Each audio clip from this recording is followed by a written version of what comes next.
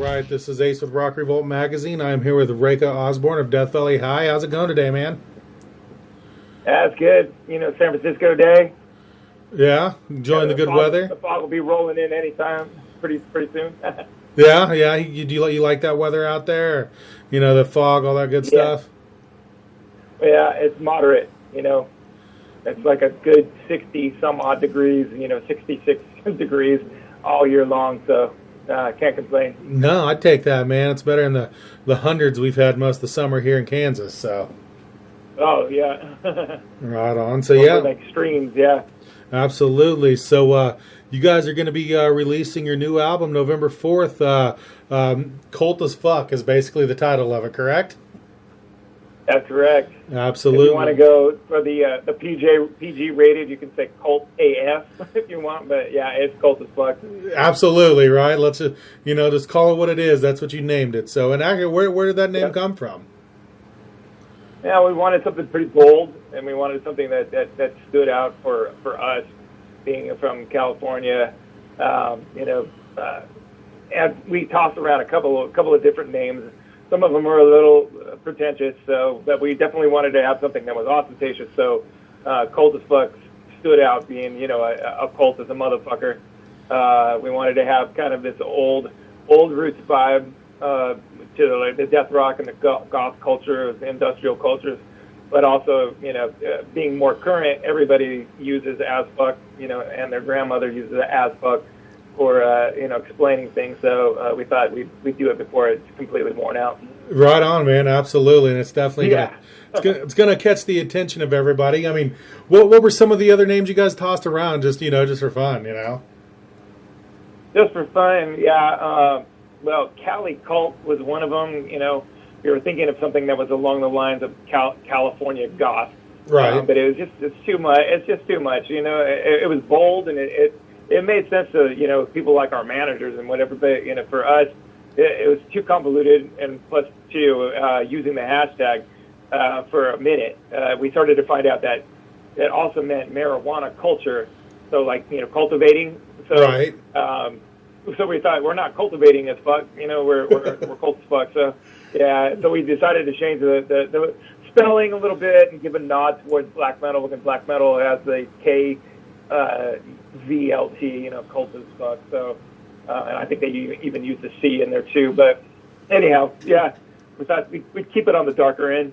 There you go. And like I said, it's going to be hitting November 4th, but it does look like you can get it pre-ordered right now through Minus Head Records.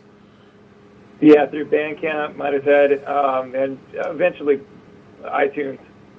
Right on. And you guys were approached by Ulrich Wild to produce this album. Yeah. Yeah, Grammy-nominated producer. I mean, what was it like to have someone like that actually come to you guys? Well, we kept them. I guess you could say we kept them on the hook. We were trying to go for somebody a little more on the dancey tip, the bloody beetroot guy, and the timing just wasn't working out. And Ulrich just happened to hit me up on the day where the timing wasn't going to work out with this other producer. I was like, you know what, this guy has done, and we started to talk one day over some drinks in L.A. And this guy's done Astro Creep, one of the most important industrial rock records in history, maybe. Oh yeah. So when we started talking about it, I was pushing towards more of a Yeezus type of album where everything was going to sound really mechanical and in your face, as fuck. And he was bringing it back to let's do more organic, more loops and stuff like that. So he understood my needs, and I appreciated the fact that he's done Pantera, Deftones, all these other cool records, Power Man 5000, and it was just like, yes, let's get this done, and let's create a vision all its own. So it was great. Right, and I mean, for you, being in the music industry, you probably want to learn as much as you can. And someone who's worked with all those bands like that, I'm sure you probably appreciated all the feedback he gave you. I mean, I'm sure you learned a lot. Yeah, Ulrich is a badass. I learned a ton from his meticulousness. Is that a word? Yeah. We definitely, he had a certain twist on it where, if we threw all these ideas at him, if they were worthy, he would make sure that we could do them, which is, like some producers and some engineers would be like, I just can't make that work. Right. But Ulrich, if it was a worthy idea and he thought it was, challenging for him, he would make it work. And it's so clean. You can hear it. It's not cluttered. Everything worked, and it was all under his guidance and all under his experience, Right. So basically, before he just shot down an item or an idea, he would try to make it work. And before he would say, look, dude, we just can't do this. That's awesome. That's great. Yeah. Yeah. So it was really good to work with a producer like that rather than, another producer where they would say, I've never done anything like that. It'll never work. He was very open to trying new things and actually improving them, Yeah, that's great, especially for you as an artist creating your music. Why Warm Bodies for the first single? What made that hit you guys to be the first single? The demos, actually, we had these pretty full pre-production demos that we rolled out to Ulrich beforehand, and everybody gravitated towards like, I think that's going to be the first single, the lead single. So we just kind of, we made sure that was the first song that we recorded. Made sure it was the first song that was done and in the can. So that was a kind of a blueprint for the rest of the record. Now, I don't know if you've heard the rest of the record, but I think it's a good lead-off single. Right. Whether or not it's the be-all single, I don't think so. I think there's probably some stronger singles on there, but we went with this one because it's a good lead-off. Right. And I'm about halfway through it. Got a few songs left to finish it off. So yeah. Okay. Cool. It's a great album, and there's a lot of comparisons. Like Deftones meets Manson, stuff like that. I mean, you do hear some of that, but your style of your own. What do you think about the comparisons? Yeah, the comparisons. I guess those are the most popular things that when somebody's writing about it. I don't feel bad about that. Those are two great bands. But as far as I'm concerned, I think we probably pulled from a lot of the same resources. Deftones being good friends of mine, we pulled from the same well for a very long time. We have very, very similar palettes and tastes in music. And as far as Marilyn Manson's concerned, he's pulling from some of the greats as well. So I want to say, it's flattering, and I don't disagree with any of it, but I don't. If I wanted to be blunt, I'd just say like we're not trying to borrow from either one of those bands at all. Right. Yeah. You like the comparisons, but you are who you are, and you can definitely hear that in all your guys' albums. You definitely have your own sound, absolutely. That's great. Yeah. You guys did. I feel like we've taken it. The same almost, influences and geared it towards our own. They've taken this from those types of influences. We've taken another side of it, another extreme of it. So. Right, absolutely. Now you guys did some touring this spring with Filter. You guys, what are your plans to push this new album, Cult as Fuck?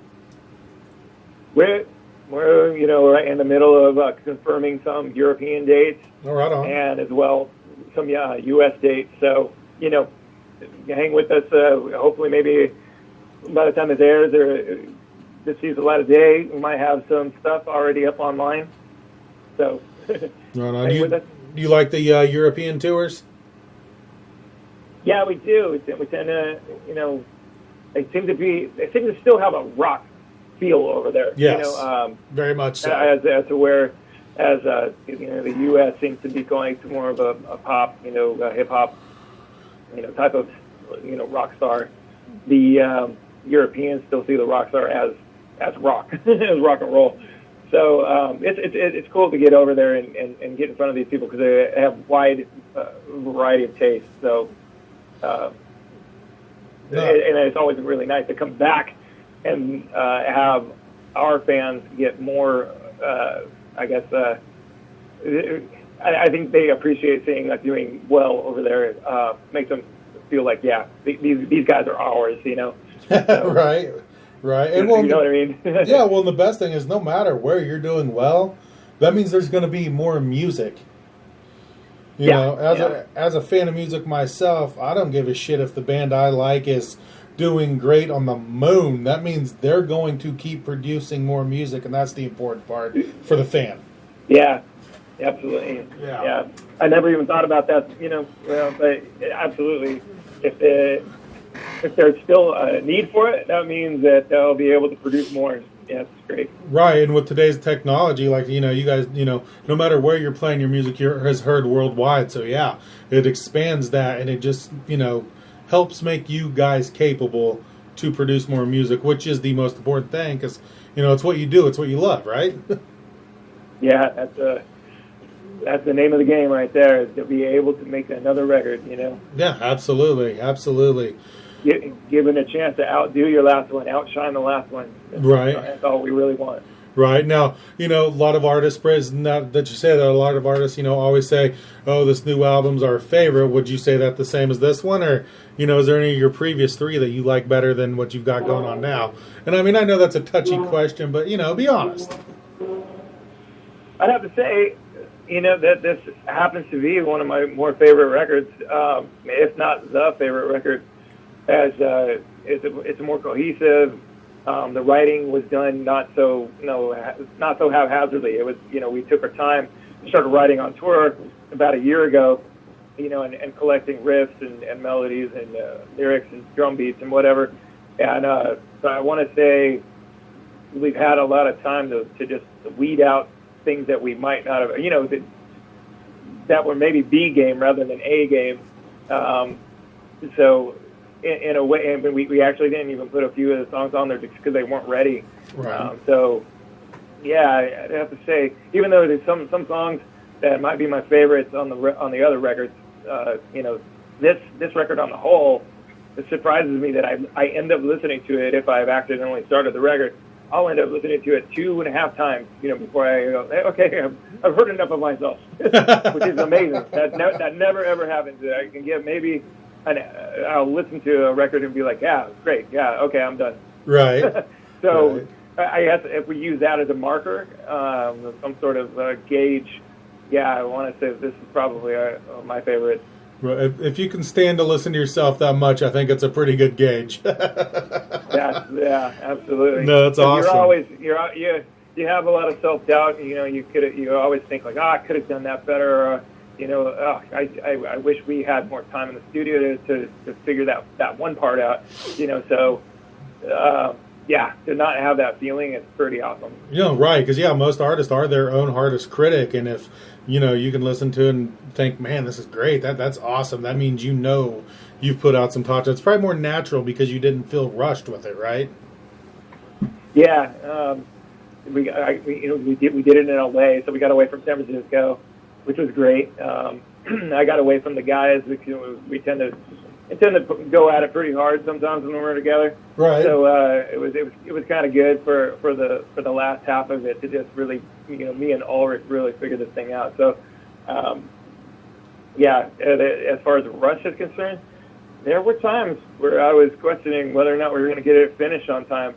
But you know, as the bus was pulling up to roll me away on tour, we wrapped it up, and I was feeling pretty good about it. Nice. Awesome. Well, man, yeah. Going to be able, like I said, available on iTunes. They can get it on minusheadrecords.com. Where else are they going to be able to get that? Pre-order it for November 4th? Yep. And I think we should have CDs and vinyl by November 4th ready to ship. So, you know, Minus Head and Bandcamp, I believe, will be the two places you can get the hard copies, as well as we're distributed through. We actually got major distribution on this one, so hopefully you'll see it in some bigger chains out there. Right on, man. Absolutely. Well, Reyka, I definitely appreciate your time. Let you get back at it, man, and we thank you very much for spending some time with us. Yeah, thank you, Ace. All right, man. Have a good night, bud. All right, you too.